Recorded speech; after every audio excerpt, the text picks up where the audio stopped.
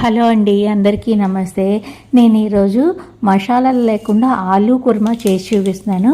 కుక్కర్లో ఆయిల్ వేసుకుని బిర్యానీ ఆకు, ఆవాలు, జీలకర్ర, మెంతిపొడి, ఇంగువ, కరివేపాకు వేసి వేయించిన తర్వాత 4 ఉల్లిపాయలు సన్నగా కట్ చేసి వేసుకోవాలి. అలాగే 2 పచ్చిమిర్చి వేసి ఆనియన్స్ని వేయించుకున్న తర్వాత అల్లం వెల్లుల్లి పేస్ట్ వేసుకోవాలి. అలాగే 2 టేబుల్ స్పూన్ల ధనియాలు, జీలకర్ర పొడి వేసుకోవాలి. పసుపు, కారం అన్నీ వేసుకుని కలుపుకొని కసూరి మేతి వేసుకోవాలి.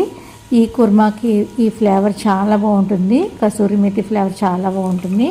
అది వేసుకుని మనం ముందుగా కట్ చేసి పెట్టుకున్న బంగాళదుంప ముక్కలు వేసుకోవాలి. అలాగే కొద్దిగా ఒక అరకప్పు వాటర్ వేసుకోవాలి. వాటర్ మరుగుతున్నప్పుడు గసగసాలు, జీడిపప్పు పేస్ట్ వేసాను నేను.